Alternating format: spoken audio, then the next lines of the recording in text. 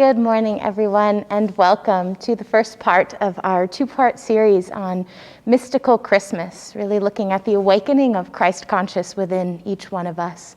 We have a treat this week. We're going to explore three different Christian saints who we could also consider to be mystics, and talking really about the essence of what does it mean to reach beyond the veil of the material plane and to really understand and recognize and live in that presence of that ethereal love of Divine Mother and love of Christ consciousness. When I was starting to think about mysticism, it's all been aligning. We have this wonderful course that's been happening every Wednesday night for the past about 6 weeks, or I think it's been about 5 weeks now, and it will continue for a few more, looking at Paramhansa Yogananda's axiom, truth is one, the paths are many. And we've been exploring different spiritual paths with teachers from all over the world, talking about Sanatana Dharma, talking about Sufism, talking about the Cabal, talking about Christian mysticism. And this continues on and on for a few more weeks. And it really is the essence of the mystical aspect or the mystical quality of the spiritual seeker, which is all about turning our energy within and finding that resonance of the divine consciousness that exists within us. And it's been so moving week after week to listen to these teachers from all of these different spiritual paths saying the same one essential truth, that to know God, we have to withdraw our energy inside and to find that divine consciousness that is hiding just deep within our own self. And we get so caught up moving out into the world and experiencing and trying to experience happiness out there that we forget to just look behind the veil. And the mystics, particularly the Christian mystics that we will be celebrating and talking about today, they present this to us with such a heart-opening warmth and joy and love that it's impossible to not just feel uplifted and held and cared about and just perfectly loved in the presence of this mystical energy. There's a little book. Actually, it's not a little book, but a book called The Cloud of Unknowing, which I was introduced to many, many years ago, which is written by an anonymous 14th century Christian mystic.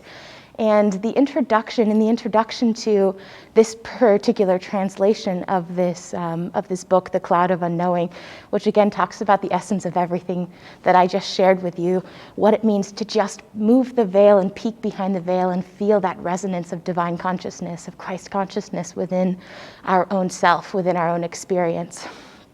And in the introduction to this particular translation, the translator talks about how there's been a resurgence of interest in the mystical aspects of Christianity in the 20th and 21st century. And he notes that the reason this resurgence has happened, the reason that there's such an interest in this is because mysticism, the mystical aspect of spirituality, the ability to get quiet within, to feel that stillness within our own selves, it's something that we're all craving, whether we consciously know it or not. And in a world that is getting constantly more chaotic, that's getting constantly bigger and more mobile and more eccentric in all of the movement and all of the desires and longings that exist around us, this natural craving of the soul calls out and says, I'm looking for peace, I'm looking for stillness, I'm looking for God consciousness. Again, it doesn't always resonate with the term God consciousness, but there's this craving for that pulling within, that withdrawal, that contemplative practice. And as I was sitting with my particular saint that I'm going to talk about today, Saint Teresa, I could see how that same process, that same longing, that same craving, it's the story that's told in every single generation. It's the same story that she tells in the 1500s when she was living and serving during the Spanish Inquisition. And here is this author in the 21st century saying the same thing. But it all comes back to that same desire to know God truly from within. In the introduction to this book, The Cloud of Unknowing, this translator says to us, God can only be experienced through love. He cannot be experienced through our thoughts. So what do we want to do but open our hearts and love? And that's the essence of each of the Christian mystics that we get to explore on this journey towards that awakening of Christ consciousness within each one of us. Spiritual mysticism, or a mystical Christmas, is something that we feel during this time.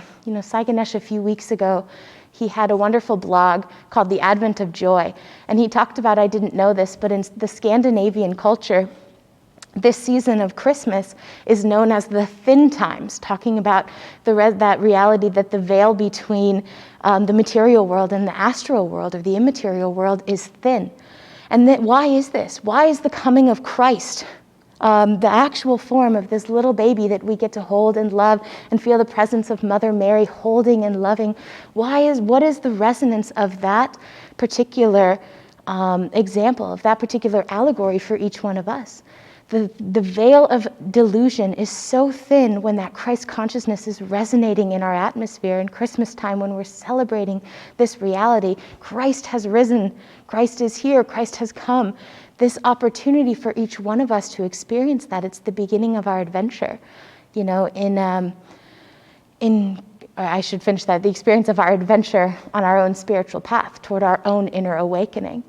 And we have the example of Christ the man and Christ the risen being, which is cosmic consciousness, which is Christ consciousness that each one of us is holding right here at the spiritual eye, at the point between the eyebrows. And just as we say, the journey of self-realization is just a few inches long from the medulla to the spiritual eye, in this Christian tradition, the journey towards Christ consciousness is just a few months long. Here we are at the Advent of Joy. The Christ consciousness is being born on earth, and in just a few months we celebrate the resurrection.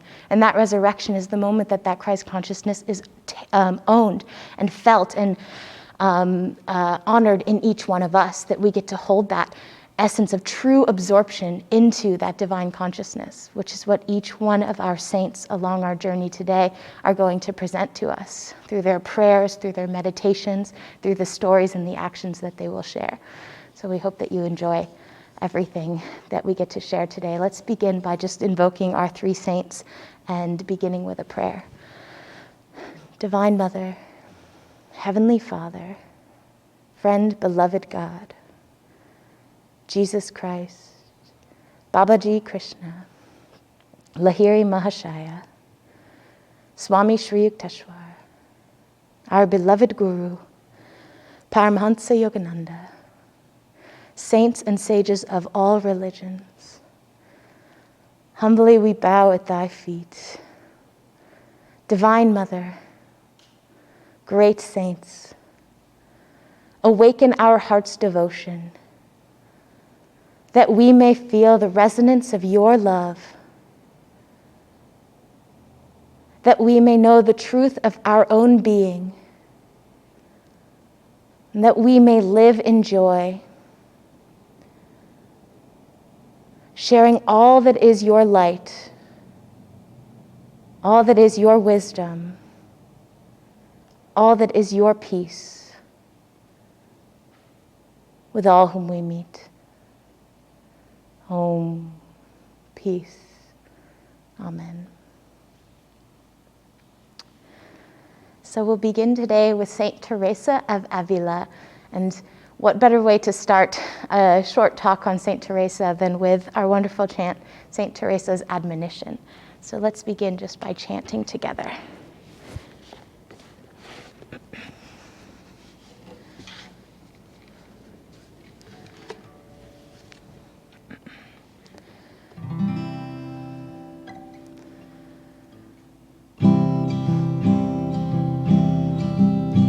Let nothing disturb you, nothing affright you. All things will pass, but God changes not. Patient endurance brings you to victory. Once you have God, you'll want nothing more. God alone, God alone, God alone's all we ever need. God alone, God alone, God alone's all we ever need.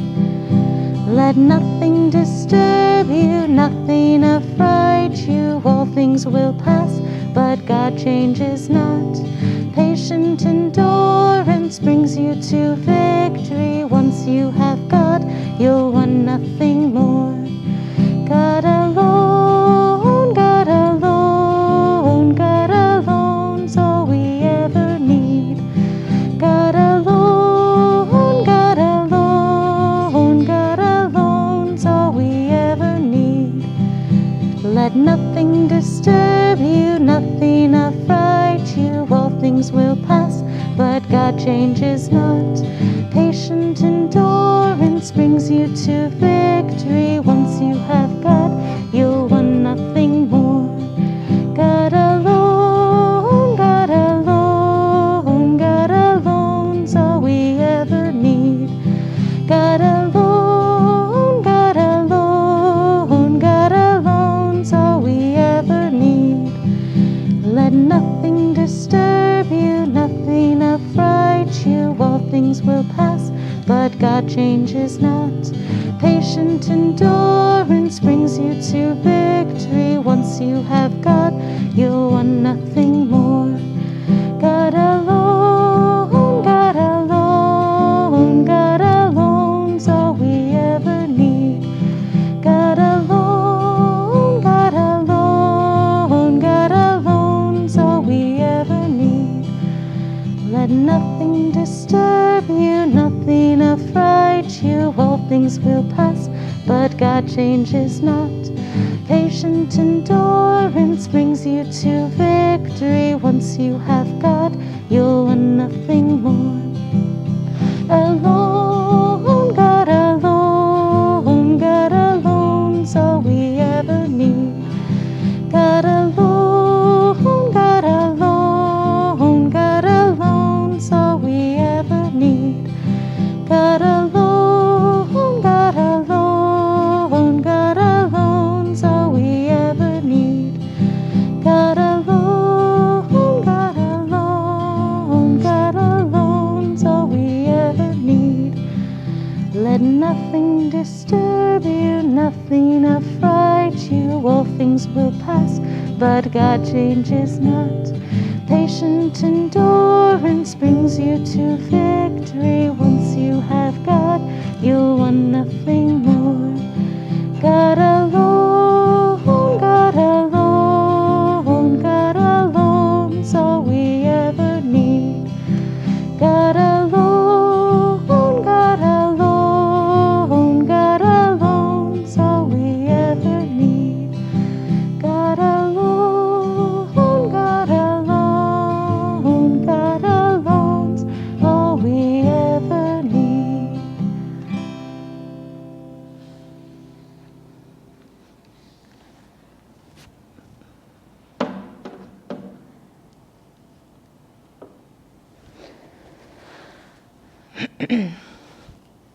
You know, each one of us has about somewhere between 30 to 35 minutes to talk about each one of our saints today as we go through the course of the morning. And last night, as I was reflecting on a number of books that I've been reading this week about Saint Teresa and all of the wonderful stories about her life and feeling out which ones to share, the thought came to mind to channel the essence of Sri Yukteswar and say, today I'm going to tell you 3 stories, each of which has a moral, because I felt like if I just said, let's start talking about her, I could just spend the next 3 hours talking about this incredible woman who was really, I mean, pardon my colloquial language, but in a lot of ways, she was just like such a baller. She was such an incredible force of energy and magnetism in the world. And yes, because of her spiritual connection to God and because of the longing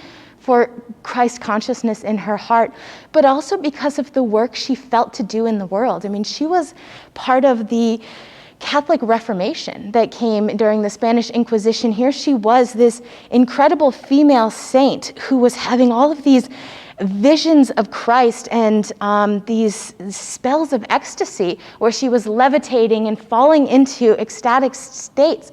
And at the same time, in all of her writings, she talks about how lowly and humble, and she's just a poor servant of the divine, which of course we know is the essence. The bigger that we become in our acknowledgement of Christ consciousness and of God as a part of everything, the smaller and meeker we feel in our ego, because we understand the ego has no control over us. But that was also a political and a strategic move, because it was during the Spanish Inquisition, and she had to keep, again, pardon the colloquial language, but a low profile in a lot of ways in what she was doing. But nonetheless, she felt to stand up for what was right. And when something in the material world felt important to her, whether it was part of this Reformation, I was reading about the reformers of the church, particularly during this time in Spain in the Spanish Inquisition, just to understand a little bit more about it. And I found there to be so many parallels between the essence of what is self-realization, as Yogananda has expressed it to each one of us and those of us that are students and disciples of Yogananda, and what was happening during the Reformation at the time. That was happening on a material plane. Let's reform the church. Let's reform the way we live. Let's reform the monasteries and make sure that we're practicing. So really looking at the structural aspects of what was happening in the church. But all of that was in order to bring the church back to a place of understanding what true Christianity was, which of course is inner communion with the divine. So in that process of being a reformer and merging with the help of St. John of the Cross, sorry, St. John, I got confused for a minute about John the Baptist. Yes, St. John of the Cross. And working with St. John of the Cross to create this monastery, the Carmelite monastery. In the midst of that, at its core, everything that she did as part of that Reformation was about bringing her students, her sisters, and her disciples closer to an understanding of what true Christianity is. And that torch of what resonated as true Christianity, as inner communion with the divine, that set ablaze a path that we see continuing today with all of the Christian mystics that we see over time, continuing all the way through to, I was just thinking about, never mind, I've lost the name, so we won't go there. But Padre Pio, that's what I was thinking, all the way through to Padre Pio, all of these Christian saints who were just holding that torch of the importance of inner communion. And that Reformation period in time when she was working on the material plane and in this material structure, there were so many parallels to what's happening with the essence of self-realization and the true teachings. Here we are on an energetic level, but it's that same process. Let's talk about the power of energy. Let's talk about the fact that scientifically our world is comprised of energy, and now that we know that and can hold that as a scientific fact, how do we use that to go deeper within, to reform the consciousness of what true spirituality is, of what true self-realization is? And so we have this incredible saint who just never allowed the limitations of what was happening in the material plane to stop her from charging forward with her goal of bringing not only herself, but everyone that she could closer to that realization of inner communion with the divine. And there are so many, again, this is where I'm going to try not to go off on too many tangents, but we could talk about her famous text, The Interior Castle, which talks about a beautiful castle of light that is our soul. And there are 7 rooms within this castle that we have to walk through and enter into. And at the very center of that 7th room, when we've reached that 7th room, you can see me moving up my spine, because what are those 7 rooms? In the Eastern tradition, the chakras that are moving us up the spine, and as we enter through each of those rooms, the light of the divine gets brighter and brighter and brighter until ultimately in that 7th chamber, we've reached absorption into the divine consciousness, into that union with God, which was the very essence of her goal, or of her life. But what I found so powerful in the stories of Saint Teresa and in the stories of all of the saints, I was contemplating the difference between an avatar and a saint in terms of what we can take away from them and what we can learn from them. And last night, as I was reading the stories of Saint Teresa, I felt so close to her, not in terms of consciousness, but in terms of that plight of this pull that exists between the human condition and that state of divine consciousness. And the saints are just a breath away from each of them. But there's a resonance that you can feel or that we can associate as human beings with that, because the human experience and the human condition, it's there and it's real for the saints. You know, for an avatar, we can feel the human condition. We can read all of the stories from Autobiography of a Yogi that Yogananda experienced in order to help us to learn what it means to move closer to that state of oneness. But all the while, in the midst of every single one of these activities, his consciousness is always one with the divine. He is an avatar, an inspiration, a spark of divine manifestation that has reincarnated to show each one of us the way. And I felt that pull of humanity and the sorrows and the struggles and the challenges that we have to face in breaking through the veil of our consciousness. I felt that so genuinely through Saint Teresa, which brings me to the first story that I wanted to share.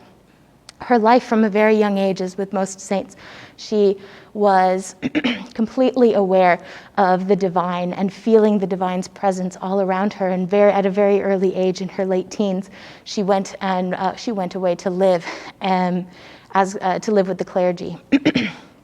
And then her father became sick, and she was very close with her father. So she left the monastery and returned to be with her father. And after his death, she returned back to the monastery. But the brokenheartedness that she felt, the sorrow and the pain that she felt in the loss of her father, you know, even though she was returning to the monastery, there was a sadness that was always with her. And for almost 20 years in the monastery, from the time she was in her late 20s until she was in her 40s, she describes how she would watch all of the other sisters that were living with her crying out in devotion for the divine, weeping with joy for the divine, and she would feel envious and jealous of that feeling because she wasn't feeling it in her own heart. There was a pain that was keeping her heart so closed. And then one day, she was running around. They were having a celebration at the monastery. I'm losing the word. I keep calling it a monastery, but it's not what it... Convent, thank you. In my mind, I kept going, I know that's not the right term. Thank you.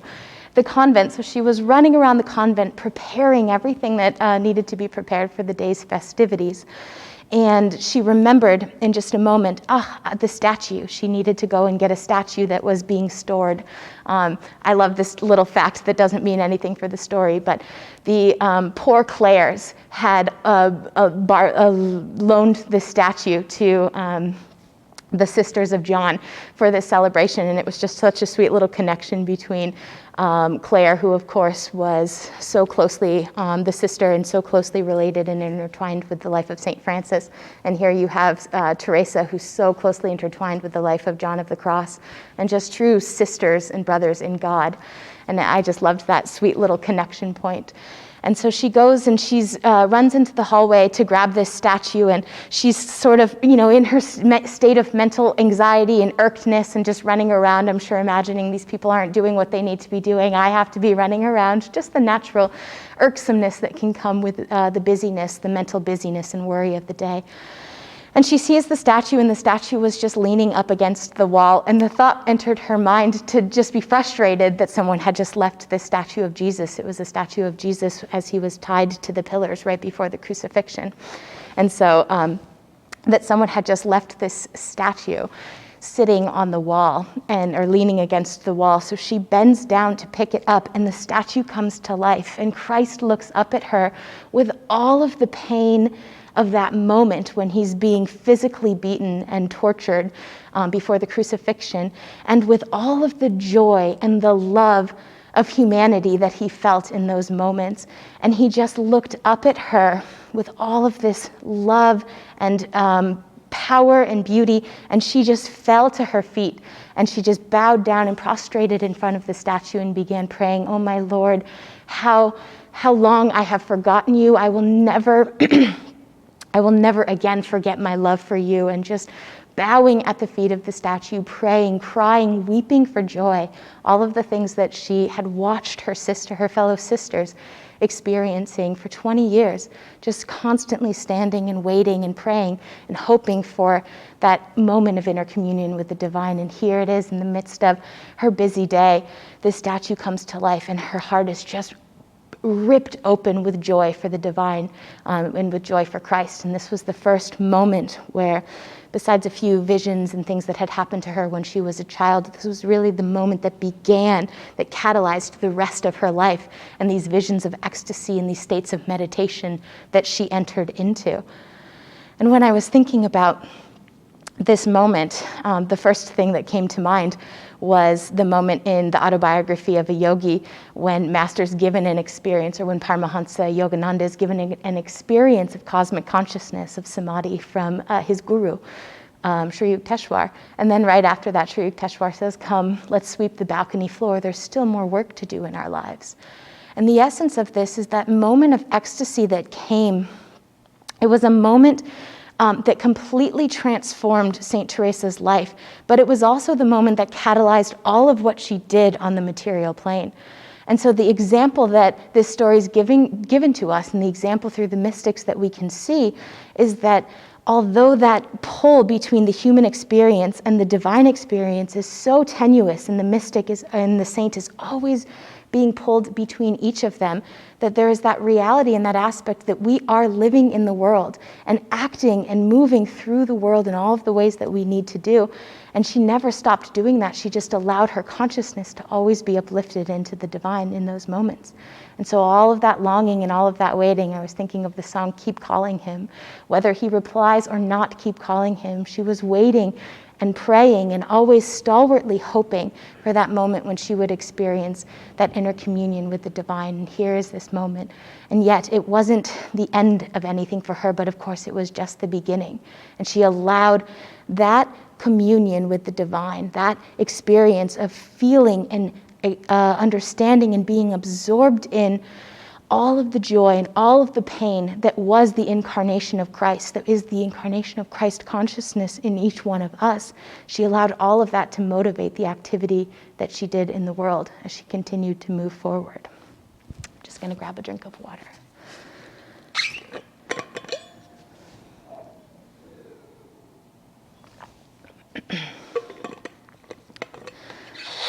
And so from this moment in her mid-40s, she continues on, and as I said, this is really what begins to catalyze her activity and her participation in the Reformation.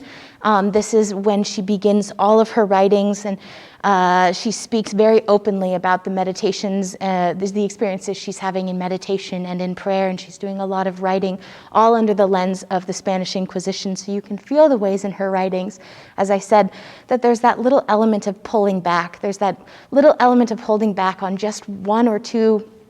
It's almost like just a tone of not wanting to give everything up, I think in respect to all of what was happening in the world around her.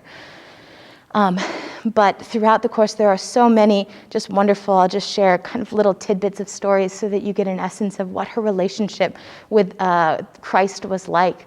From there, she began to just speak with Christ and see Christ everywhere. She talks about how there are 3 levels of visions that would come to her. And the first is a download of intuition, where a feeling or perhaps a voice speaks a word or speaks a thought or speaks something into our minds. And that's our intuition calling to us and telling us, put a down payment down on this house, or make sure that you call your friend, and then you call them up and they're actually having a terrible day, or they needed some help, whatever it may be, those downloads of intuition. She talks about that's the first type of vision or connection of inner communion with the divine.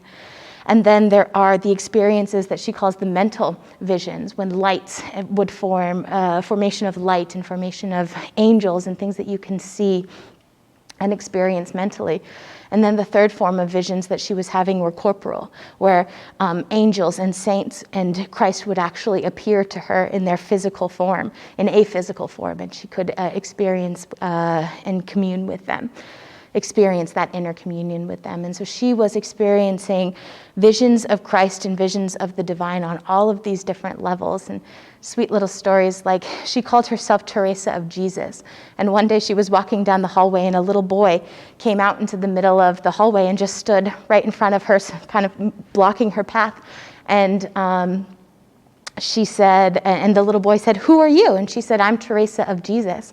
And then the boy smiled and his body illuminated with light. And then she said, "And who are you?" And at that moment, the boy smiled and his body illuminated with light. And he said, "I'm Jesus of Teresa." And then he vanished. Just another example of how Christ would come to her in all of these different examples. And the second story that I wanted to share is a story that many of us know. So she and her sisters were traveling along a footpath, and they came to a place on the path that was very shaky and very tenuous, that the path was right next to a really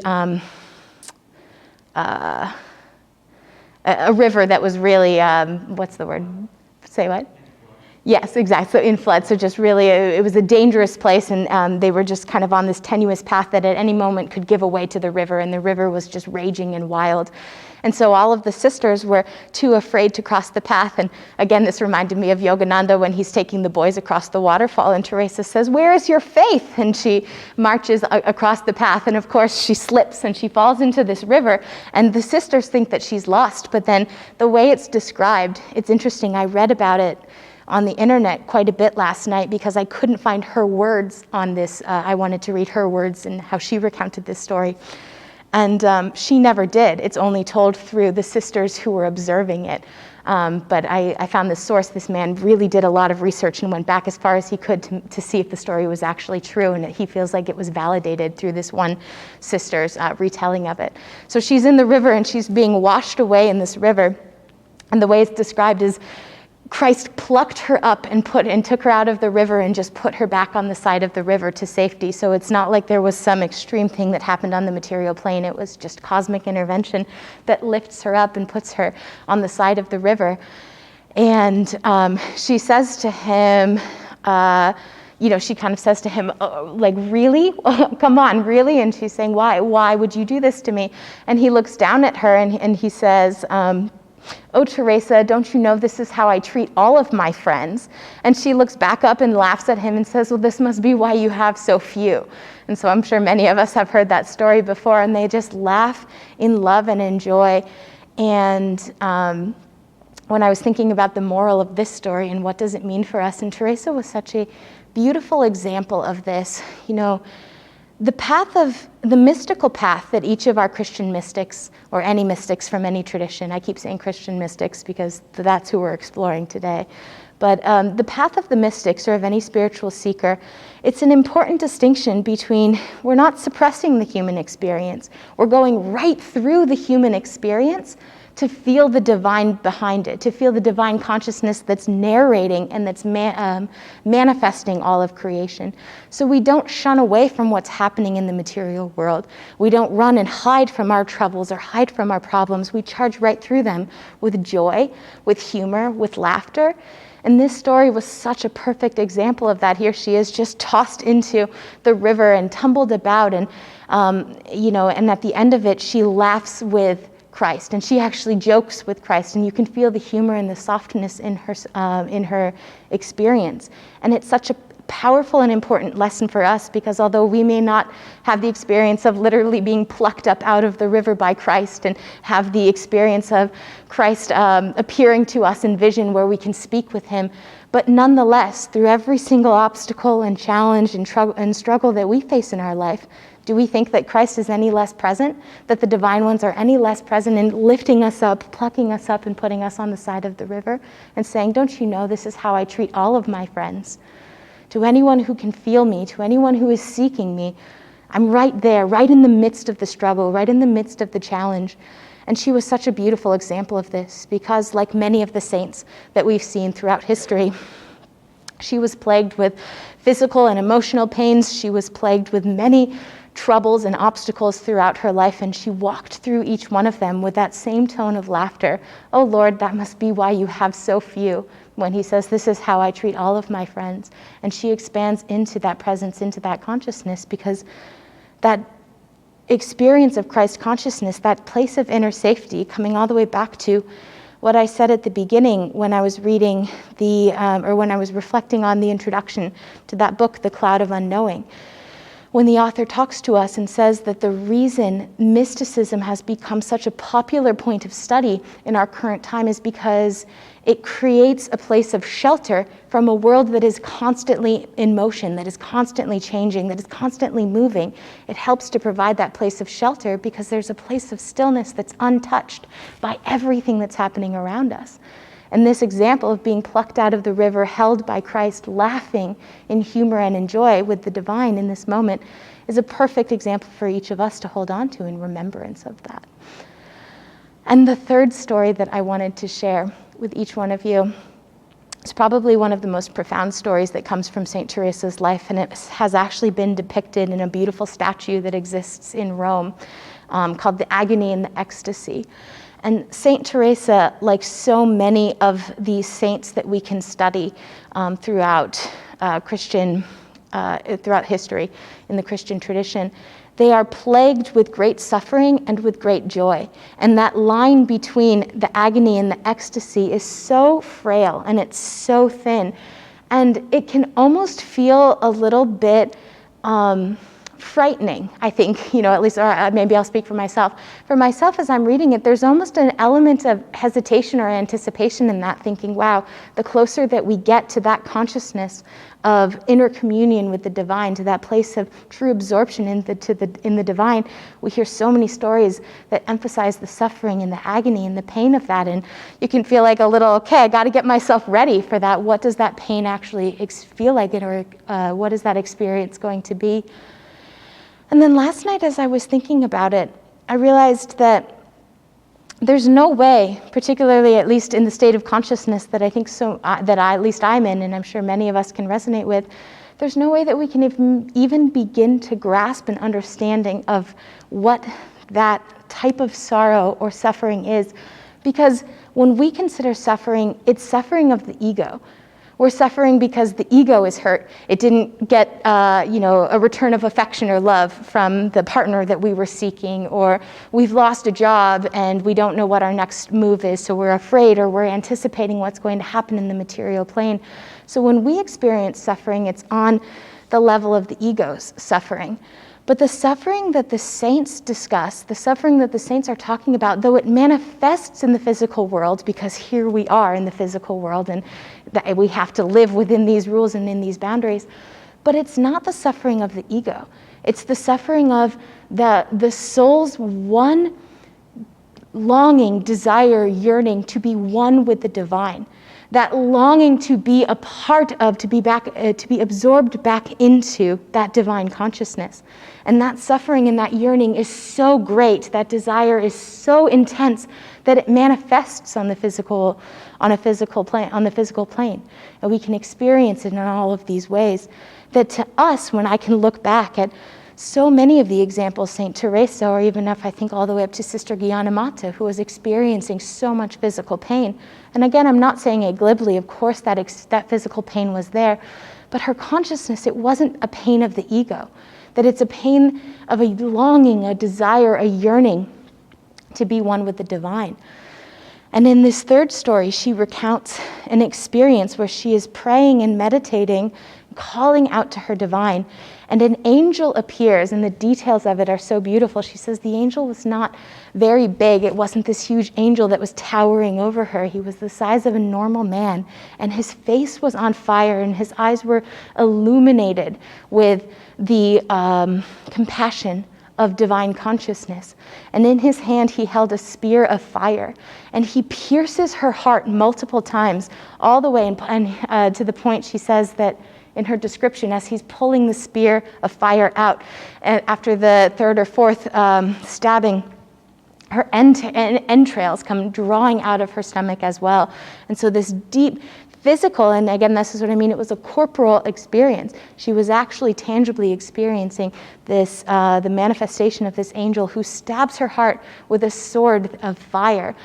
And in the midst of that, she experiences simultaneously all of the compassion and love and joy that is manifested in Christ, or that is contained in the Christ consciousness, that is offered through the visions of Jesus Christ, and all of the pain and the agony of the physical piercing that was happening. So she was experiencing simultaneously this intense joy and this intense agony.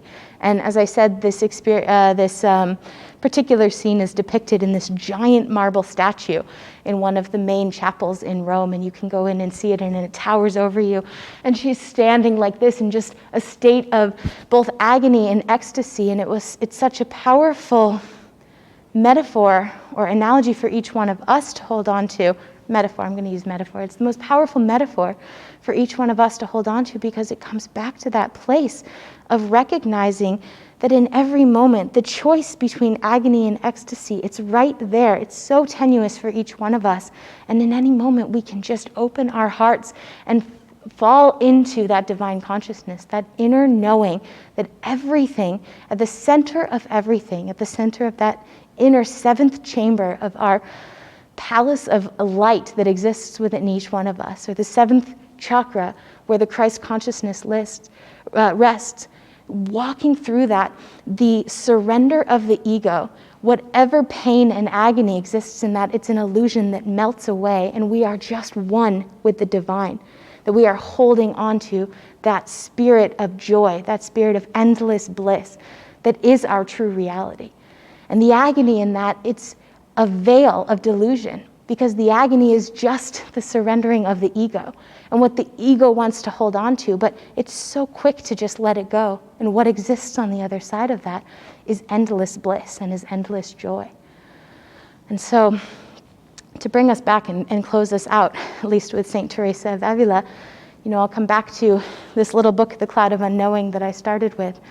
And in this book, one of the things that I love most about this book is that the author, in the very first sentence, he says, if you've been given this book, whether it's yours, whether you're holding it for a friend, whether you're just the transporter who's bringing it to someone else, if this book is in your possession, do not read it.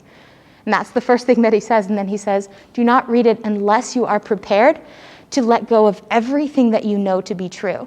Which reminded me so much of what Swami Kriyananda says to us in the introduction to The Art and Science of Raja Yoga, where he says that this book is this journey that we're about to take, these 14 steps to inner awareness. However that awareness may come, whether it's through Raja Yoga and the path of self-realization, whether it's through the mystical qualities and stories and prayers of the saints that we can share, whether it's through any other path that is expressing the essence of Sanatana Dharma, that when we enter into that, it's not something that we can know with the mind. It's a complete revolution of the mind. It's an opening of the heart. God cannot be known through thought. He can only be known through love. So our job is to love. And that's what each of the mystics bring to us. In any of the stories that we share, what resonates at the very essence of it is the longing to know God, the open-heartedness of living for God, and the trust and the faith in sharing with God alone. God bless you.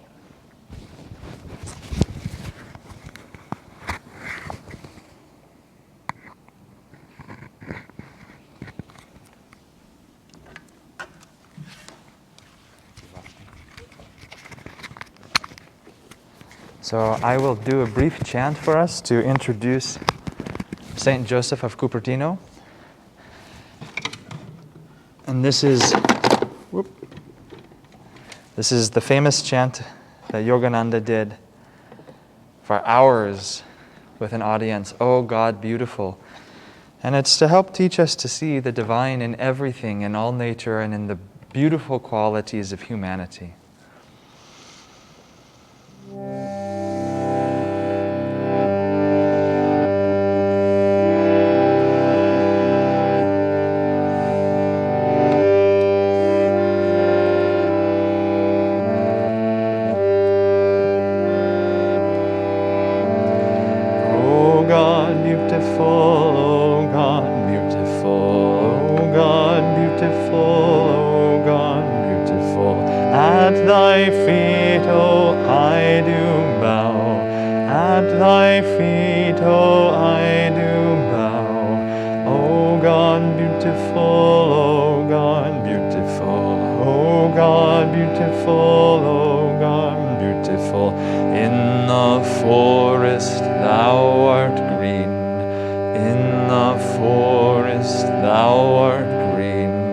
In the mountain thou art high, in the mountain thou art high, in the river thou art restless, in the river thou art restless, in the ocean thou art grave, in the ocean thou art grave.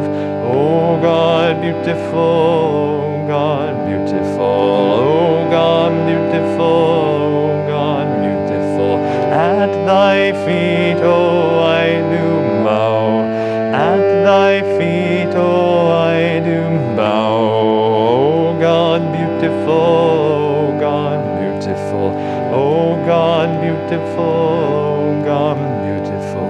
To the serviceful thou art service, to the serviceful thou art service, to the lover thou art love, to the lover thou art love, to the sorrowful thou art sympathy, to the sorrowful thou art sympathy, to the yogi thou art bliss, to the yogi thou art bliss. O God beautiful, O God beautiful, O God beautiful, O God beautiful. At thy feet I do bow, at thy feet, oh, I do bow. O God beautiful, O God beautiful, O God beautiful, O God beautiful. In the forest thou art green, in the forest thou art green, in the mountain thou art high, in the mountains thou art high, in the river thou art restless, in the river thou art restless, in the ocean thou art grave, in the ocean thou art grave. O God beautiful, O God beautiful, O God beautiful, O God beautiful. At thy feet, O I do bow, at thy feet, O I do bow. O God beautiful, O God beautiful, O God beautiful, O God beautiful. To the serviceful thou art service, to the serviceful thou art service, to the lover thou art love, to the lover thou art love, to the sorrowful thou art sympathy, to the sorrowful thou art sympathy, to the yogi thou art bliss, to the yogi thou art bliss. O God beautiful, O God beautiful, O God beautiful, O God beautiful. At thy feet, O I do bow, at thy feet, O I do bow. O God beautiful, O God beautiful, O God beautiful, O God beautiful, O God beautiful, O God beautiful, O God beautiful, O God beautiful, O God beautiful, O God beautiful.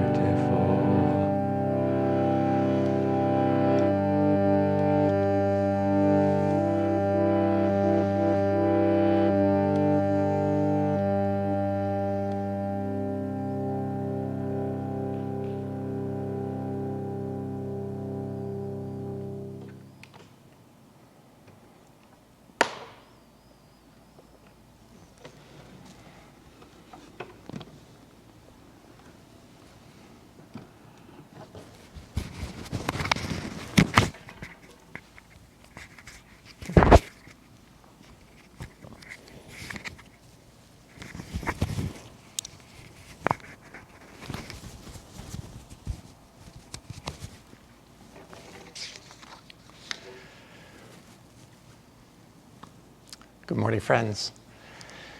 Wow, there were just so many threads from everything that Lakshmi was saying that I could pick up from and talk about St. Joseph of Cupertino. My original thought, just to sort of start off humorously, was to begin coming on camera, looking up to just make sure that either St. Teresa or St. Joseph weren't levitating, flying here in the altar, or anybody else for that matter. There's not, at least not yet. We'll see by the end of this morning. Maybe one of us will. St. Teresa and St. Joseph, I think, are two of the more well-known levitating saints, as it were, at least in the Christian. I'm sure there were many, many of them.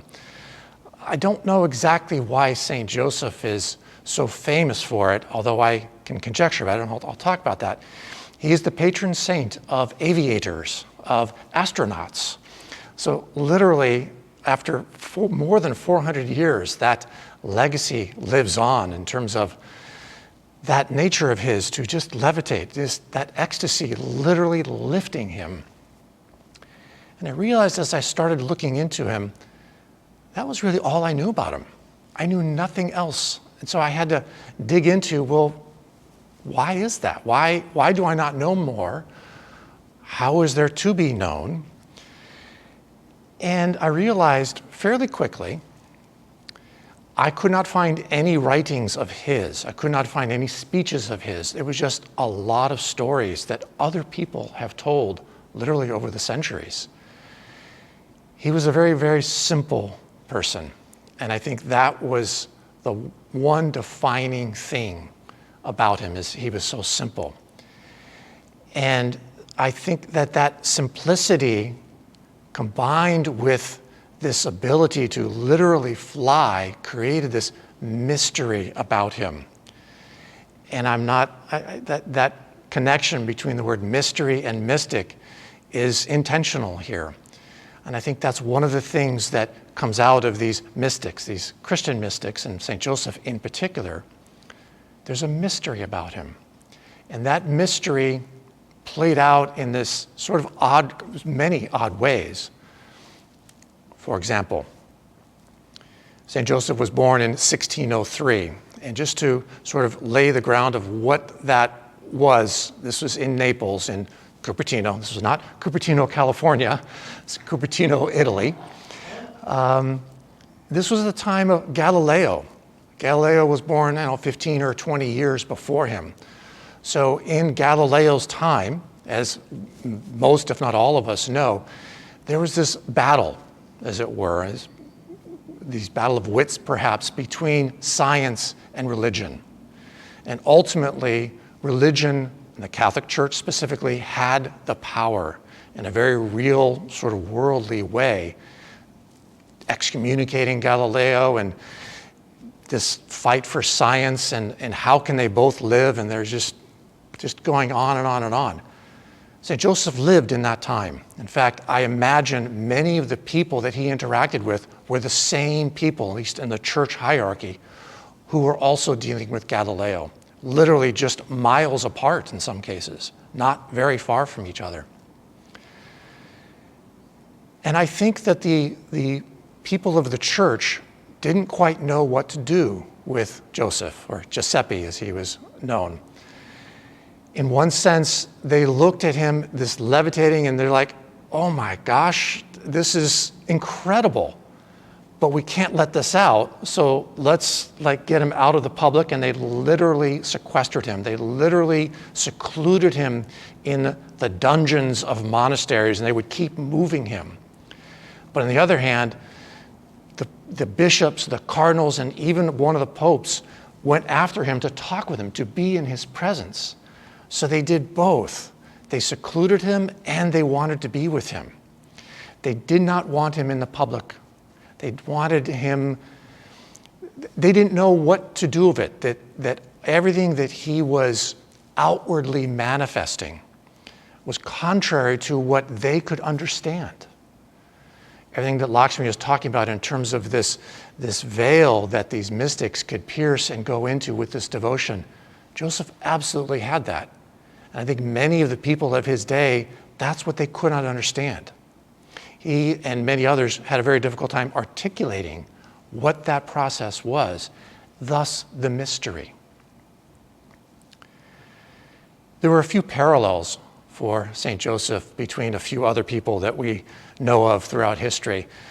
And it starts off with his birth. He was born in a manger, literally. I mean, certainly many, many people are born in mangers over time, over history, over the past couple thousand years. But there was something different about his experiences in his young childhood.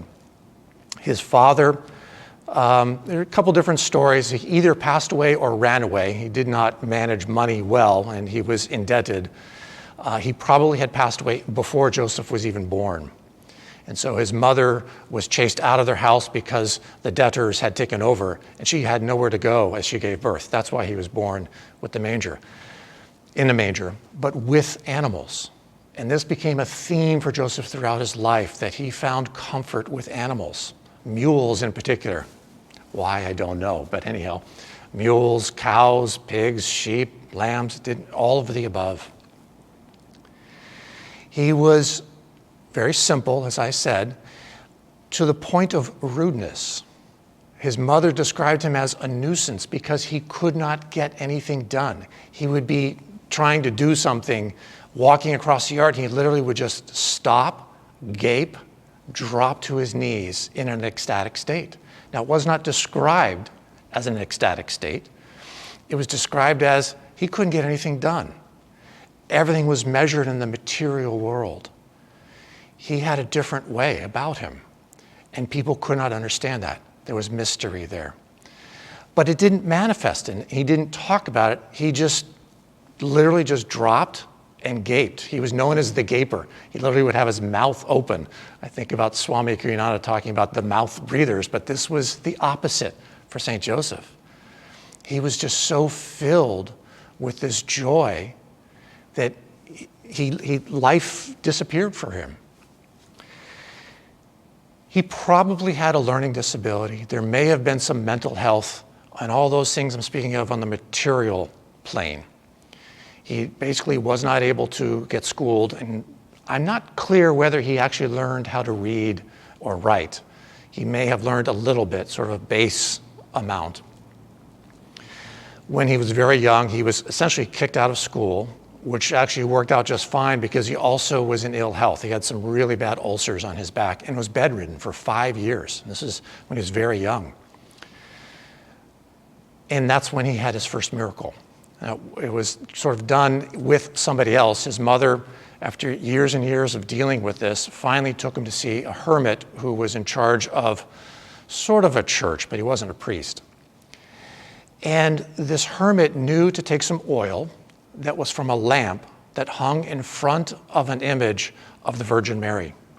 And he took some oil from that lamp and he spread it on these ulcers, and instantly Joseph was healed. Now, how much of that miracle was the hermit? How much of it was Joseph? How much of it was just the blessing from the Divine Mother, from the Virgin Mary, the mother there, giving to him, or all of the above, a combination? But that was the first outward experience of a miracle for him. So he was instantly healed. So he was able to get on with life in an outward way, but again, it didn't really work in the world that he lived in the early 1600s in Italy. So his mother tried to give him an apprenticeship with a shoemaker. That didn't work. She had a brother, so Joseph's uncle, who was a Franciscan monk, so he went to work there. And again, coming back to the animals, he could not deal with people, or more importantly, people could not deal with him. So they stuck him in with the stables, take care of the animals. Well, he was in joy with that because he didn't have to have any conflict with the animals. The animals, more importantly, did not have any conflict with him. So he was able to be in this state of devotion whenever he wanted, for however long he needed or wanted. He saw joy, he saw God everywhere. That's why that chant that Kesava just did for us, seeing God everywhere, that's really what Joseph was able to do. At the time, in these early and mid-1600s, in order for one to become a priest, you first would become a deacon, but both of those you had to go through these tests. And someone, because he was living in a Franciscan monastery, thought, well, let's put him in with the crowd, as it were, to become a deacon, even though nobody thought he would have a chance of passing this test because he really couldn't read or take in the Bible. And that's what these tests were. Understanding the New Testament backwards and forwards intimately was most important. And so what the testers would do, whether they be the higher priests or even a bishop or even a cardinal, would have this person stand in front of them, Joseph, for example, recite some part of the Bible, and then that person, Joseph in this case, would have to espouse on it. Now, throughout his life, Joseph knew one passage. It was from Luke, the Bible, the book of Luke. I don't remember the exact chapter, but it was basically the Blessed Mother who gave you birth. I'm paraphrasing because I don't know the exact phrasing of it. But he would often recite that and would talk about that one particular passage to anybody who would listen throughout his whole life. Now, this story is going to sound a little familiar, another parallel here. When it came time for him to take this test to be a deacon, that was the passage that was chosen. Very reminiscent of Yogananda, as we've read about in autobiography, in this test for, I think it was Sanskrit in college that he needed to pass, and there was one particular aspect that he studied and knew, and that was the one that he was given as this test. So Joseph passed. He was made a deacon. Much to the bewilderment of everyone else who knew him, it's like, how could you have passed? Was it that he knew to choose? Was it divine intervention for whoever was giving the test to make? Who knows? What does it matter? It was a miracle, another outward manifestation, but it wasn't obvious to all those, so he was still a mystery. Sometime later, when he was taking his test to be a priest, again, it's just a little bit more, as it were, and there were a group of people, and the story is that the first few people who had gone in to take this test did so exceedingly well, every single one of them. They finally said, okay, everyone else, you're all pass. You're all priests. You're good. Nobody else had, so he never had to take the test. He never had to do anything other than just be in that group of people. So now he's a priest. Now he's this Franciscan order, because he was called to St. Francis very early on. Again, this connection with animals. And he was able to practice this devotion all day, every day. He was encouraged to as a priest. And so this conflict with people having with him became less and less of an issue. And this devotion was able to grow. And that's when he started levitating. And in many ways, that's sort of when his problems began. And that's also when the problems went away. Because he was free to have these ecstatic states as often as he could and as often as he wanted. And even as his fellow priests in the church would lock him away and get him out, he didn't care. That was their issue, and he knew that was them. Me, I'm just seeing God everywhere. I'm seeing the divine through whatever, and I'm going into this ecstatic state. This went on for years. This went on for decades, literally. They would keep moving him around from church to church, monastery to monastery. Finally, the church just kind of gave up, and they allowed him just to be out and about in a monastery. Now, again, in the time, in the 1600s, these monasteries had big, tall, thick walls with locked gates. So it's not like he was out walking around in the villages, but it became known. He did occasionally walk around in the villages, but it became known that he's the guy who levitates, who flies. He also started performing other miracles, healing people. There was a blind girl who he just touched her, and she was healed. She suddenly could see. Other sickly, especially children, and the animals kept flocking to him, especially the mules. Again, who knows why? Because he didn't write, and he didn't speak very much except about that one verse of Luke, we're left to interpret what was going on for him. Now, he wasn't a yogi in the way that we have learned how to be a yogi from Paramhansa Yogananda and Swami Kriyananda and so forth, where we learn to build our devotion, to draw this energy inward and upward, and all those things that Lakshmi was talking about that St. Teresa was able to do so so well, so dramatically. St. Joseph was not that dramatic. If flying around the altar could be called not dramatic. What he did, though, which is something that many of us can resonate with, was a path of renunciation. That path of simplicity that came so naturally to him. Certainly karma played a part in this, but he so embodied letting go of the world. That's not going to help me find this state of ecstasy, so I'm not going to worry about it. People want to lock me away, but that's them. That just means I get to spend more time with God. I have fewer people around me, just these animals that don't have any conflict. There's none of this energy that's sort of getting in the way of seeing God. And the more he was able to renounce inwardly, the more he was able to simplify, the more that devotion, the more that ecstasy manifested itself. Now, we don't know exactly what was happening for him inwardly with this ecstasy, but outwardly, the outward manifestations of the flying, the healing, the miracles, and so on, they certainly grew in time. He was well known. People knew who he was, knew what he was able to do. And this is the mystery. Everything that Lakshmi was talking about so beautifully, that St. Teresa manifested, of how that agony and the ecstasy of how can we simplify our life while we live in this world, letting go of that is in the way of God, that is in the way of where is that devotion? How can I develop that devotion more?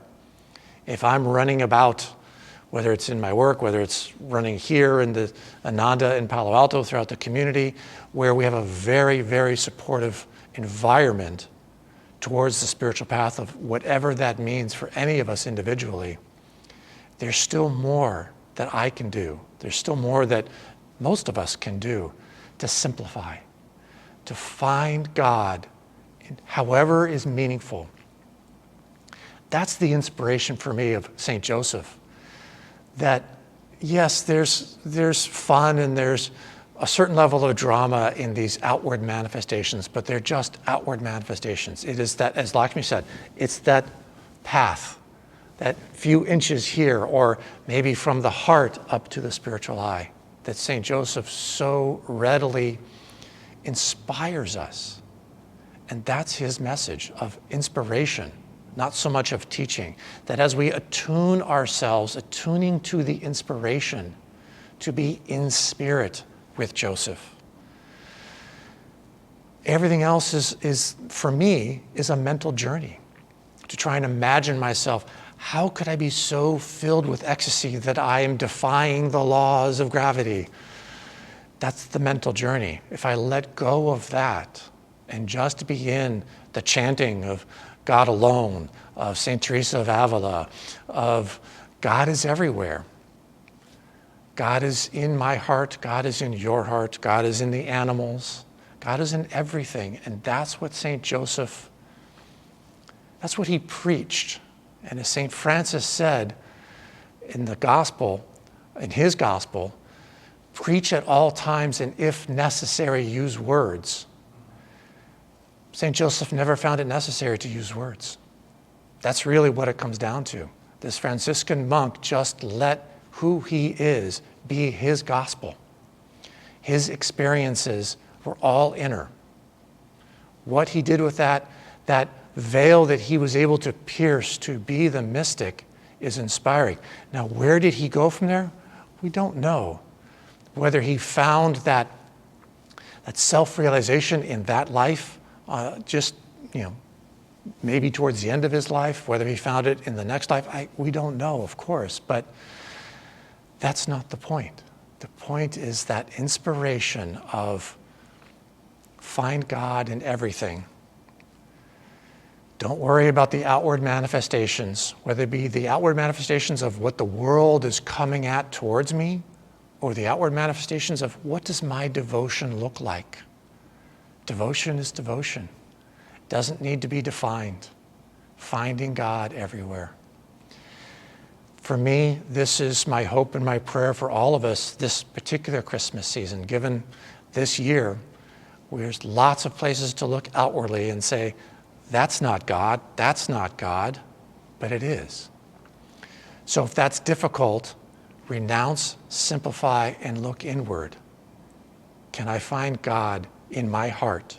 Can I open my heart for God to see whatever I see and allow God's will to show me what I will see? Blessings.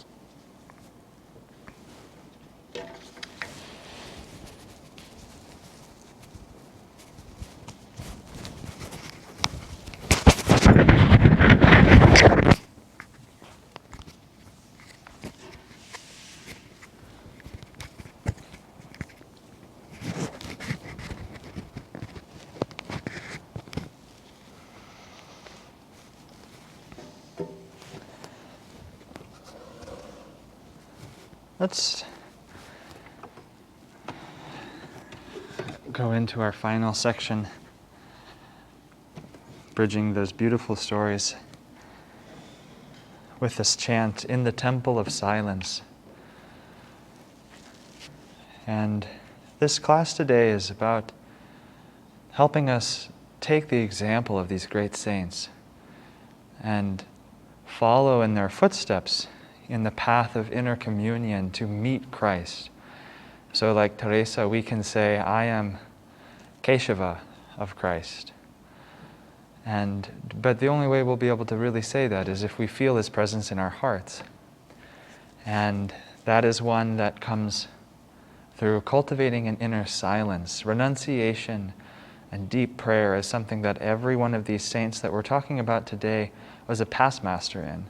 And so let's chant this chant, "In the Temple of Silence," and feel that you are making your heart that temple of silence to prepare the way for the coming of Christ in this special season.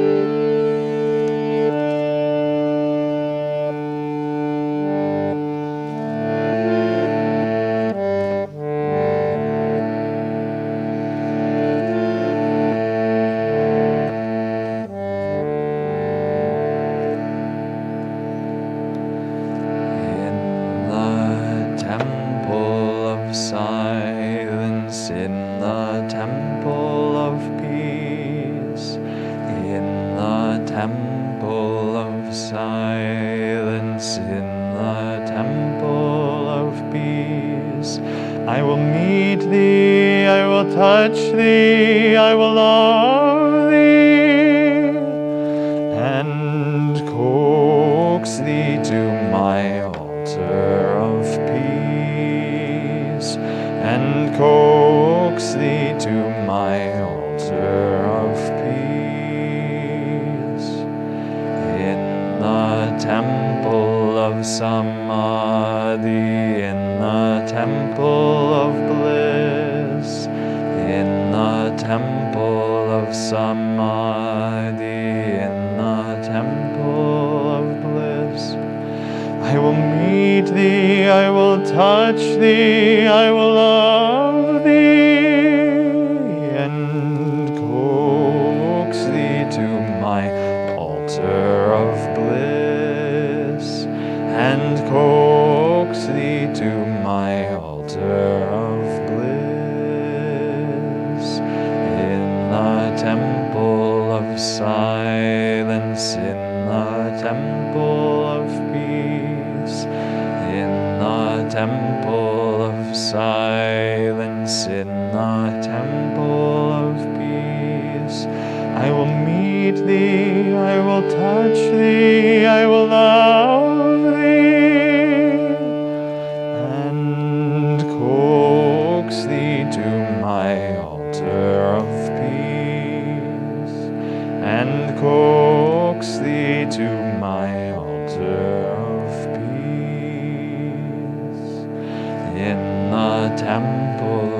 samadhi in the temple of bliss, in the temple of samadhi, in the temple of bliss.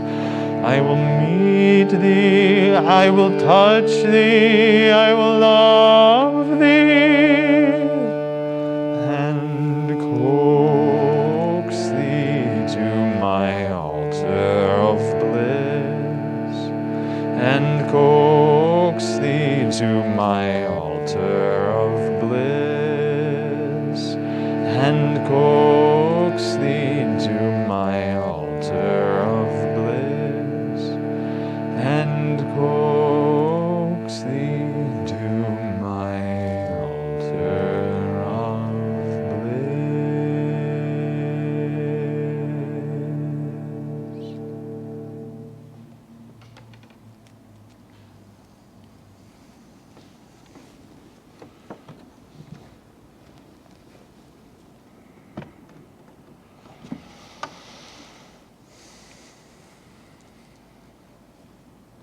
Saint Anthony of the Desert is hailed as the father of renunciation. And his life was certainly an incredible example of just that. Intense outward renunciation, but the fruit of that renunciation was such a deep inner communion with Christ that even later in his life, the desert itself bore fruit in his presence. And that, if not literal, is symbolic of how the desert of our hearts will bear the fruit of the presence of God if we plow that, even that seemingly infertile desert, with the inner silence of our soul, with the silence of inner communion, by paying the seemingly drastic price of renunciation. As the saint says in Autobiography of a Yogi, verily, they who renounce the world are not the true renunciates, for they relinquish a small pile of rupees in exchange for an infinite empire of bliss. And this was the case for Saint Anthony of the Desert. He grew up as the son of a prosperous farmer in Egypt, and around the year 250 AD, if I remember correctly.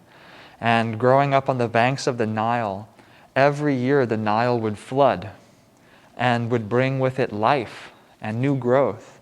And their whole culture was dependent upon the flooding of the Nile. When the Nile's banks would burst and flood, their wheat would grow. And when the water would recede, it would again turn dry. And already I thought this was interesting, that Anthony from a young age recognized that his life was entirely dependent upon the grace of God. If the Nile didn't flood, they wouldn't eat. If the Nile didn't flood, they would have no crops to sell. They would have nothing.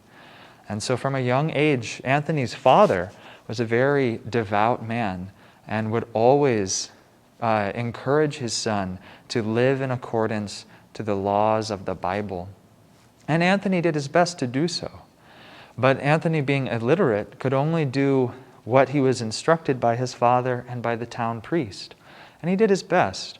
But one day, when Anthony was a young boy of about 16, his parents suddenly passed away. And he found himself the inheritor to his father's prosperous farm. And he suddenly discovered that now he was responsible for telling this property and for reaping the goods, and became fairly wealthy suddenly. But one day when he was in the church, or in listening to the preacher in his tiny Egyptian little village with its mud huts and humble abodes, he heard the preacher say that anyone who is a true lover of Christ should relinquish their material goods and live for Christ alone. That they should give all of their wealth to the poor and let God attend to their needs. And I wonder how many people in that church really heard that message, and how many had the courage to actually do it in any degree, let alone in the degree to which Christ was asking. Well, it would seem that only one did, and that was Anthony. And at that young, tender age of even 16, he decided on the spot that he sold his property and he gave all of the profits that he earned to the poor. He gave all of his property, and wearing only the clothes on his back, he walked into the desert, determined to live a life of renunciation and simplicity and dedication to Christ until he became pure and could receive Christ's blessings in his heart. And from that moment on, the young Anthony was tested relentlessly. First, by lesser demons. In the versions of the story that I read, St. Anthony's life was actually chronicled by several very prominent priests of the time and cardinals and the such, because his life was so miraculous and so impactful that his life was actually very well chronicled even for the times.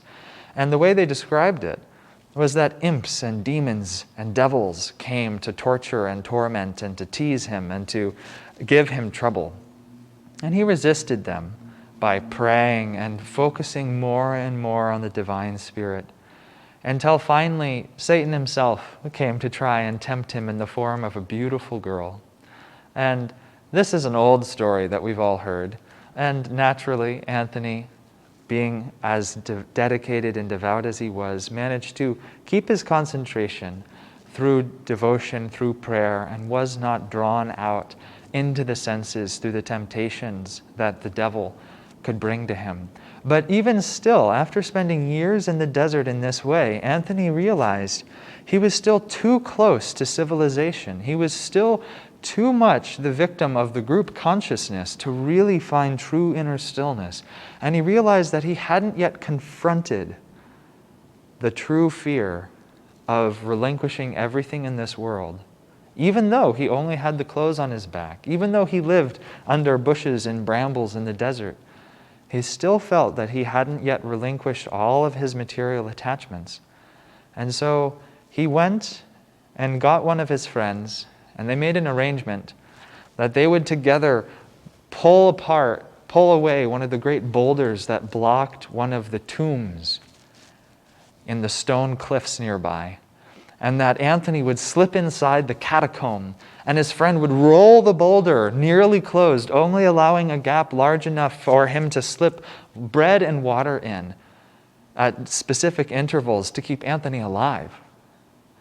And Anthony spent years in this tomb, in the dark, with the dead, trying to find his solace and his life in Christ alone.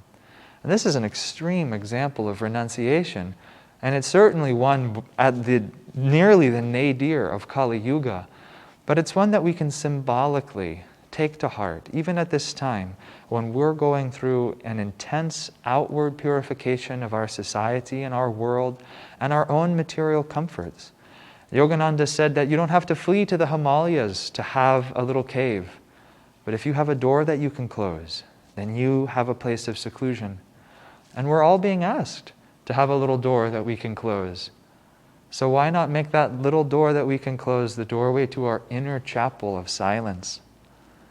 And in that way, we can be like St. Anthony. And Anthony stayed in that catacomb for years. And there, the glyphs on the walls materialized as demonic animals that tried to torture him and torment him and terrify him. But what was interesting is they could never actually touch him. It was only fear that they could use against him. Fear was their only weapon. They had no material power over him. And so as long as his mind never broke, they could never touch him. Until the testing of the devil, of Satan himself, grew in its intensity. Until this story even Yogananda told, that he said Anthony was in prayer, crying out for Christ. And finally, the devil himself appeared and said, if you don't give up this effort, I'm going to tear down the very walls of this cave. And the whole earth began to shake, and the pillars began to crumble. And as the ceiling was about to collapse and bury Anthony alive in the catacomb with the dead, Anthony cried out, Lord, where are you? And suddenly, in a great blast of light, Christ was there, and all the shadows fled, and with them the darkness and evil. And there, standing in front of Christ's presence, Anthony said, Lord, Where have you been all these years that I have been crying out for you? And as we know who have listened to this story from Yogananda, Christ responds, Anthony, always I was the same. I was always with you. And so let's take that message especially to heart now, as we're all going inside that inner cave of our own seclusion in this holiday season. Always I was the same. I was always with you. Christ is always with us. The masters are always with us. It's only our fears that keep them from our hearts. But now with this new revelation and this great inner communion that he had accomplished, Anthony became a glowing example of saintliness. And as it happens, he actually left that tomb. And he found his way, he found himself drawn by inspiration to a different part of the desert, where he then set up shop as a hermit. And his magnetism became so great, not because of any outward accomplishment, but magnetism born of the inner silence of communion, that many people would come to him. Just naturally, born of their own inspiration, people burned by the senses, burned by the materialism of the world, would come to him for healing and for solace. And he would instruct them in the ways of renunciation, in the ways of silence, in the ways of simplicity. And they would try to imitate him. And so over time, a little colony of renunciates began to build around Anthony. And now at this point, he had been in silence and in seclusion for 20 years. He was 40 years old. After spending his time in the tomb, he again was a desert renunciate for many, many years. And this incredible colony of spiritual renunciates began to form around him. And at the time, Christianity was not very well established. The Roman Empire was not yet Christian. And the Christians were actually persecuted ruthlessly. That they were, during his lifetime, after this colony of renunciates began to form around him and their sincerity grew, eventually, one very sincere devotee came to him and said, "Sir, many Christians are being persecuted. The Romans are slaying them. They're throwing them to the lions. They're burning them at the stake. And I fear for the faith. Won't you come and intercede?" And so Anthony came out of his desert seclusion and he went to the greatest city perhaps almost in the entire Roman Empire, Alexandria, there to tend to the needs of the Christians who were being persecuted. But he was able to do so because of that power that had come from his inner communion. And so before I continue telling the story of his ministry, let's pause for a moment and let's sing a song together from the oratorio, which I think beautifully embodies this spirit of his renunciation and the great blessings that it can bring to all of us. This is Swami Kriyananda's Desert Solitude from the oratorio, and it's originally written about John the Baptist, but instead of the name John, let's just mentally replace this with Anthony, but tuning into its vibration all the same. So let's imagine ourselves with Anthony, this great saint of renunciation, spending years, 20 years, alone in the desert mountains of Egypt, there in silence, with God alone, praying and feeling His presence in your heart.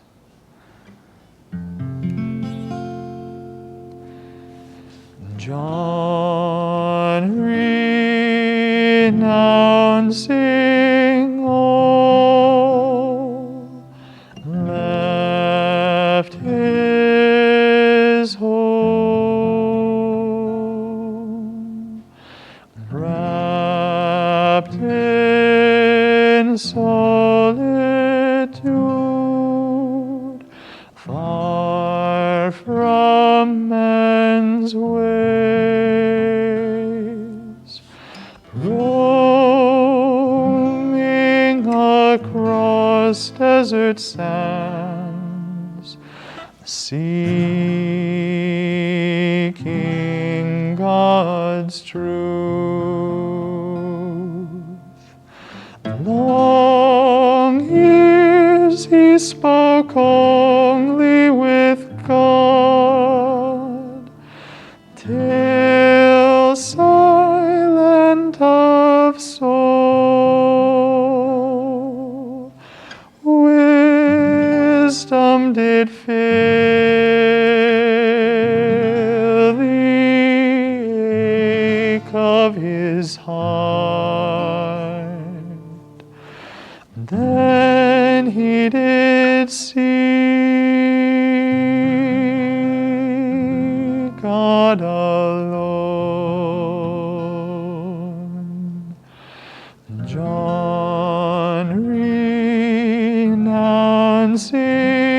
all, left his home, wrapped in solitude,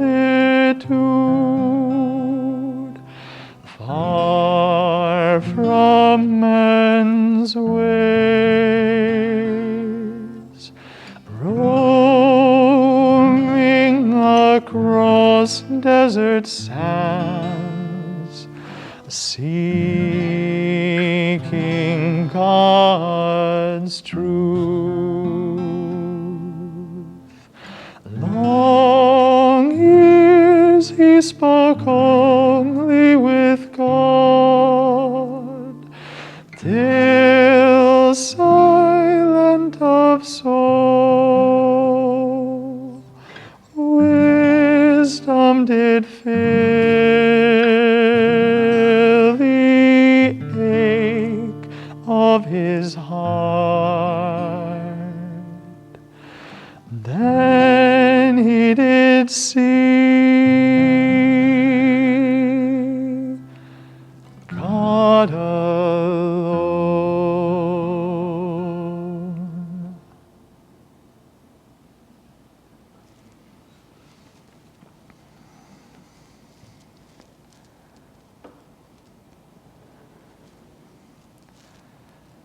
Then it was that St. Anthony, imbued with that tremendous power of inner communion and magnetism, hearing that his faith was being threatened by the material world, he felt the call of Christ to go minister to those in need, to defend the faith.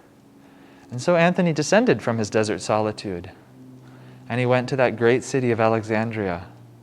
And in that city, he saw for the first time the trappings of the material world. Alexandria was a busy city of many different cultures and merchants and wealth and prosperity, where they flaunted material gains and goods and sense pleasures. And it was beautifully described in the book I read that there the loud noises of every voice was more painful and distracting from his inner silence than the temptations of the imps that tormented him for all those years. And I thought how true, that we who are so enmeshed in the chaos and the disturbance of urban life, we don't even realize how challenging it is to our spiritual development until we can remove ourselves from its environment. Can you imagine spending 20 years in silence, silent communion with God, and then going to the biggest metropolis in the entire known world? What a shock that must have been to him. And that in the description of his life, he had to stop repeatedly just to work his way through Alexandria because it was so overwhelming. He had to pause and find his inner communion again before continuing. But then, because of his tremendous magnetism, Anthony was able to go to all those Christians who were suffering. And even though there was an open law that any practicing Christian who did not denounce his faith was to be captured and tortured or crucified, burned, thrown to the tigers, whenever Anthony appeared, none of the soldiers would dare touch him because his power was so great. His power was not of this world. He wasn't a physically imposing man, but his magnetism was such that they feared him. The world did not understand, as James put it, the mystery of divine magnetism. They thought of him as a Christian sorcerer that could as soon open the very earth and swallow them all if they tried to lay a hand on him. And what I thought was beautiful was Anthony didn't try to rescue any of the suffering Christians outwardly, but he went to restore their faith. And he would ask all of them to be strong in their love for Christ, even as they went to their very doom. And he would cry out to them a single word, credo, which means I believe. And they would cry back to him, credo, I believe.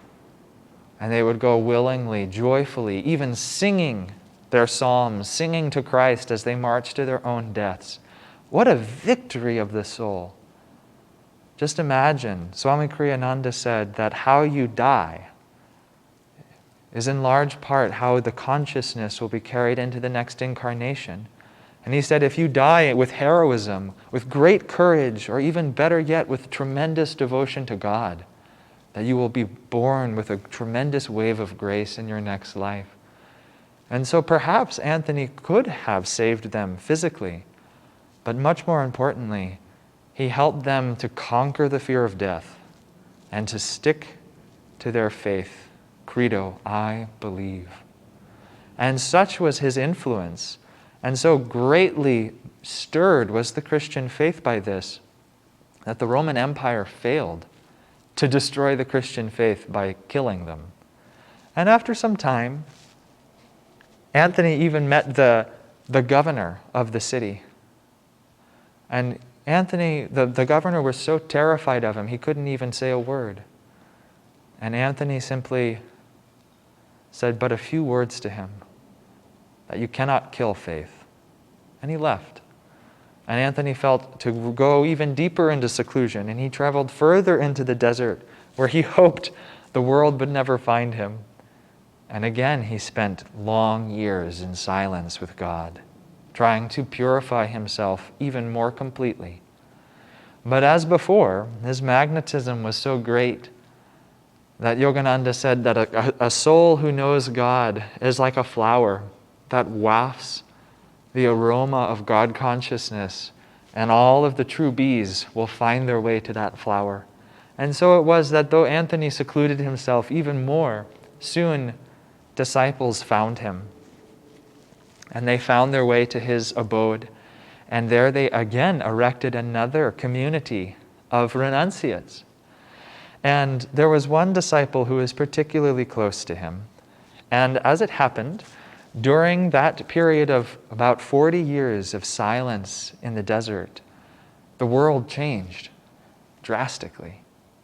And during that time, the Roman Empire was going through some reformations. And a new emperor came, Constantine. And Constantine, on the eve of a great battle, had a vision of what he thought to be the symbol of Christ in the sky, with flaming letters written. And he heard a voice say, "Bear my name before you to victory." And Constantine felt that this was a message from Christ, and he emblazoned upon the shield of all of his soldiers the symbol of Christ. The first two letters of the Latin letters for Christ's name. And he went and accomplished a great victory and became emperor of Rome. And as he felt that the victory had come from Christ's power as a god over the lesser gods of the old ways, he pronounced the entire Roman Empire to now be of Christian faith. And interestingly, Swami, if I remember correctly, said that this was actually an unfortunate thing, because just being called a Christian by your government does not make you a Christian.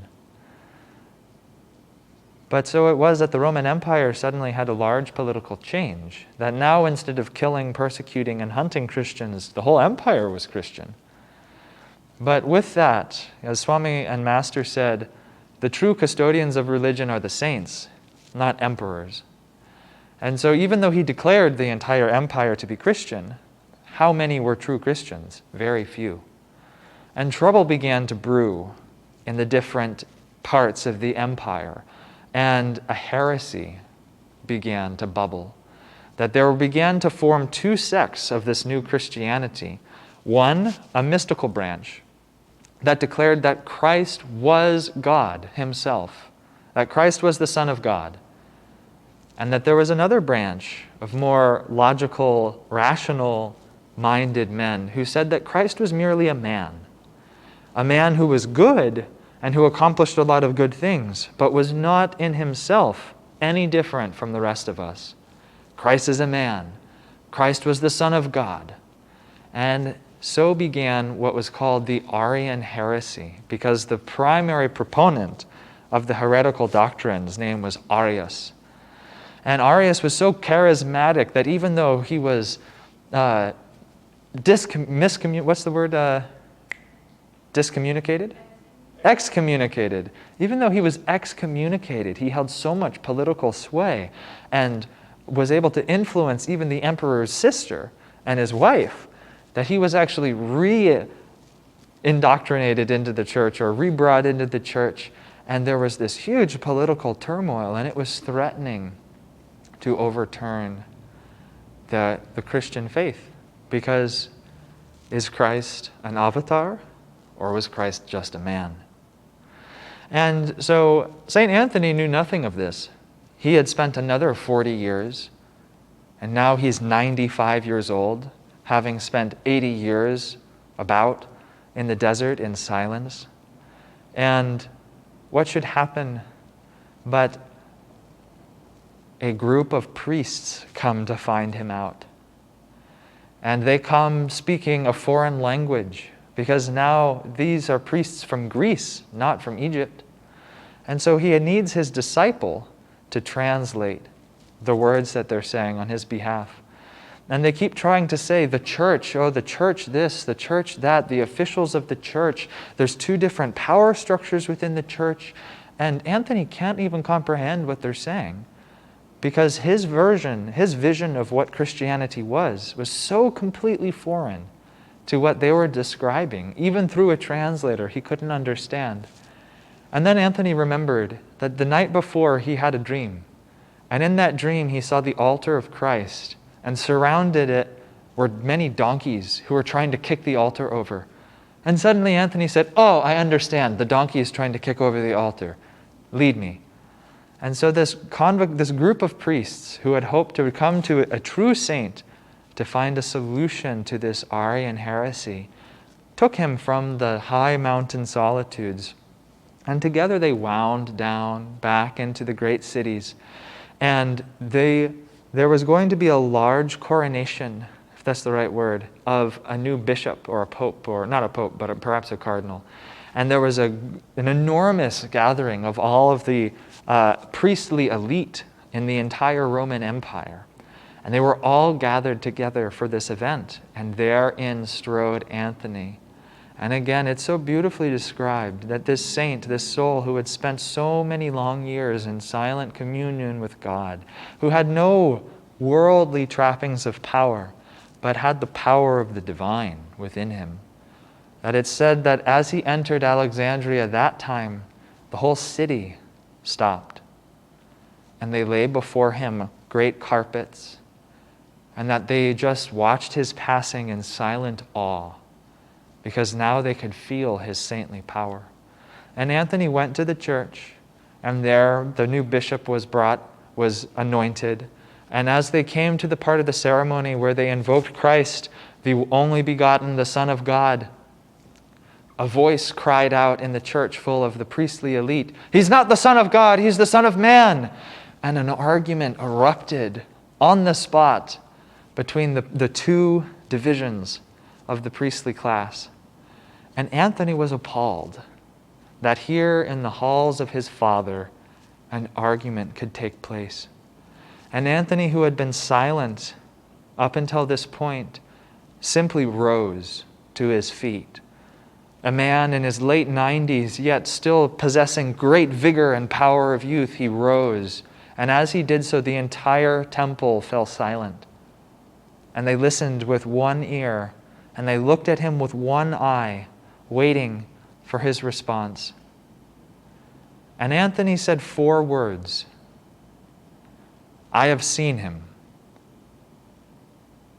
And with those 4 words, the Aryan heresy was brushed aside, because he spoke with the power of God realization. He didn't try to make a cleverly conceived intellectual argument, but he just shared his divine magnetism. I have seen him, Christ, the Son of God. And can you imagine the power that would have been inherent in those 4 words in that moment? And it's said that at that time, all of the heretics came forward and asked to be re-initiated into the church and to be blessed again in the name of Christ. And Anthony departed once again, and he went to the desert. And what's beautiful is at the end of Anthony's life, after spending many years mortifying the flesh, depriving himself, doing incredible tapasya, denying himself water and food and denying the flesh, to find all in resisting the temptations of the devil and the perturbations of imps and all sorts of satanic instruments. Now in his late years in life, after having served Christ's work both inwardly in his own heart and outwardly through the ministries of men and the church, Anthony again retired to the hills. And this time, something changed in his heart. And he began to see that where before he only saw the challenges of renunciation and the tapasya, now he began to see that it was God's bliss everywhere. And instead of a world that needed him to deny it, he saw that the entire world was just God's creation. He began to see God in everything. And a philosopher of the time came to him and said, Anthony, I want to emulate your behavior, but how can I learn if I don't have books? And Anthony gazed out at the world and he said, when you're with God, the entire world is His book. And if you just listen, you can read His passages, speaking elegantly on the subjects of the universe. And so Anthony changed and became deeper in his understanding of God and of Christ as bliss at the heart of all creation. And in his last years, Anthony actually began, drawn by a vision from Christ, he cultivated a small desert stream, a spring, and he cultivated the desert hillsides. And from that arid and seemingly dead landscape, he cultivated a beautiful oasis where grew wheat just as had grown in his days of youth. The same wheat that he had renounced to find God, he now grew hand in hand with the divine. And wherever his hand and God's hand touched, life blossomed and grew.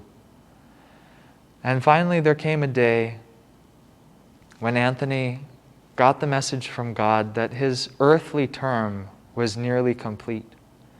And Anthony sent word to all of his disciples and all those who had ever touched him that if they wished to see him again, that they should hurry. And he was surprised to see that tens of thousands came. That his work as a renunciate had spread to form many communities, which is actually documented, that they think that there were about 10,000 or more people who lived in renunciate communities because of Anthony's work. And they convocated to see him one more time. And Anthony, who had been harvesting the grain that God and he had planted, baked bread. And much like Christ, he fed the entire group with 7 loaves of bread. And then he took the time to go through each one of them and bless them, answering questions, giving words of solace. And then he asked that he be buried in an unmarked grave. He said that his body was the earth's alone. And I thought that was actually very touching. I speculate that I think Anthony had discovered Divine Mother, and that he recognized that all nature was Divine Mother, and he wanted his body to go back to Divine Mother. And so Anthony passed away, going into the bliss of spirit. And his disciples who were there with him when he left his body were surprised then to see 2 lions approach and dug a grave with their claws. And as they laid him in the earth, all the animals of the surrounding desert came and howled their grief at the loss of their saint. And so let's all take the example from St. Anthony of the Desert and from these other great souls this Christmas season, and let's make a temple out of our own hearts. Let's go into that cave of inner silence. Let's capitalize on the opportunity that we have been given instead of complaining about the impositions on our material conveniences. And let's go inside, and like Anthony, let us too be able to declare those 4 simple words, I have seen him, for ourselves. And so I'd like to conclude now with a song of Swami's. This is In the Spirit, again from the oratorio, which I felt was a very appropriate song for St. Anthony, especially at the end of his life, when he no longer saw the world as being anything separate from God, but he saw that God was everything. So let's join him. Let's join St. Joseph. Let's join St. Teresa of Avila in that state of expanded bliss and awareness of the presence of Christ in everything as we sing this song together in the Spirit.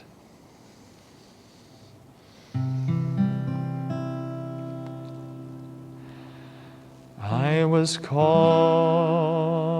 up in ecstasy.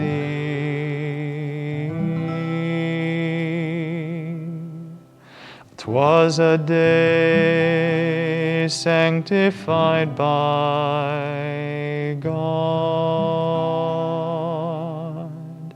There He showed me the truths of heaven, truths which all seeking Him should know. How the soul made to live in freedom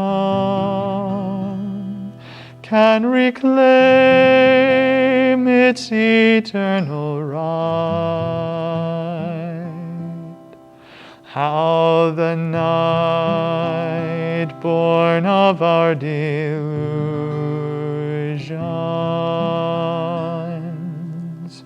can be fired blazing with His light.